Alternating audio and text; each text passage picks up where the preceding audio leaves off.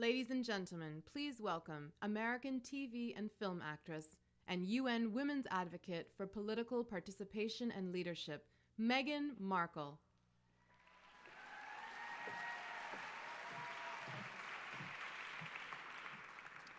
Well, good evening. That doesn't feel like enough, does it? It's just great evening. Maybe that's better. UN Secretary General, Executive Director Phumzile, thank you. Distinguished ladies and gentlemen, I am tremendously honored to be UN Women's Advocate for Political Participation and Leadership. I am proud to be a woman and a feminist. And this evening, I am extremely proud to stand before you on this significant day, which serves as a reminder to all of us of how far we've come, but also amid celebration, a reminder of the road ahead. I want to tell you a story that'll sort of give context to my being here and my work with UN Women. When I was just 11 years old, I unknowingly and somehow accidentally became a female advocate. It was around the same time as the Beijing conference, so a little over 20 years ago, where in my hometown of Los Angeles, a pivotal moment reshaped my notion of what is possible. See, I had been in school watching a TV show in elementary school, and this commercial came on with the tagline for this dishwashing liquid, and the tagline said, "Women all over America are fighting greasy pots and pans." Two boys from my class said, "Yeah, that's where women belong, in the kitchen." I remember feeling shocked and angry and also just feeling so hurt. It just wasn't right and something needed to be done. So I went home and I told my dad what had happened. And he encouraged me to write letters. So I did, to the most powerful people I could think of.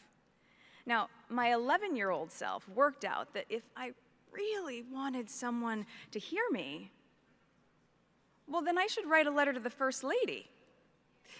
So off I went, scribbling away to our First Lady at the time, Hillary Clinton. I also put pen to paper and I wrote a letter to my news source at the time, Linda Ellerby, who hosted a kids' news program, and then to powerhouse attorney Gloria Allred, because even at 11, I wanted to cover all my bases. Finally, I wrote to the soap manufacturer, and a few weeks went by, and to my surprise, I received letters of encouragement from Hillary Clinton, from Linda Ellerby, and from Gloria Allred. It was amazing. The kids' news show, they sent a camera crew to my home to cover the story. And it was roughly a month later when the soap manufacturer, Procter & Gamble, changed the commercial for their Ivory Clear dishwashing liquid. They changed it from "Women all over America are fighting greasy pots and pans" to "People all over America." It was at that moment that I realized the magnitude of my actions. At the age of 11, I had created my small level of impact by standing up for equality. Now, equality means that President Paul Kagame of Rwanda, whose country I recently visited as part of my learning mission with UN Women, it means that he is equal to the little girl at the Gihembe refugee camp who is dreaming about being president one day. Equality means that UN Secretary General Ban Ki-moon is equal to the young intern at the UN who is dreaming about shaking his hand. It means that a wife is equal to her husband, a sister to her brother. Not better, not worse. They are equal. UN Women, as you guys know, has defined the year 2030 as the expiration date for gender inequality. And here's what's staggering. The studies show that at the current rate, the elimination of gender inequality won't be possible until 2095. That's another 80 years from now. And when it comes to women's political participation and leadership, the percentage of female parliamentarians globally has only increased by 11% since 1995. 11% in 20 years? Come on. This has to change. Women make up more than half of the world's population and potential. So it is neither just nor practical for their voices, for our voices, to go unheard at the highest levels of decision making. The way that we change that, in my opinion, is to mobilize girls and women to see their value as leaders and to support them in these efforts. To have leaders, such as President Kagame of Rwanda, continue to be a role model of a country which has a parliamentary system comprised of 64% female leaders. I mean, it's the highest of any government in the world, and it's unbelievable.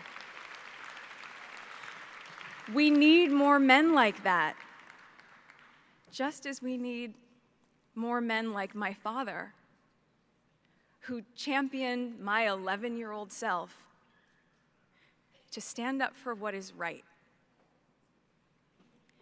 In doing this, we remind girls that their small voices are in fact not small at all, and that they can affect change.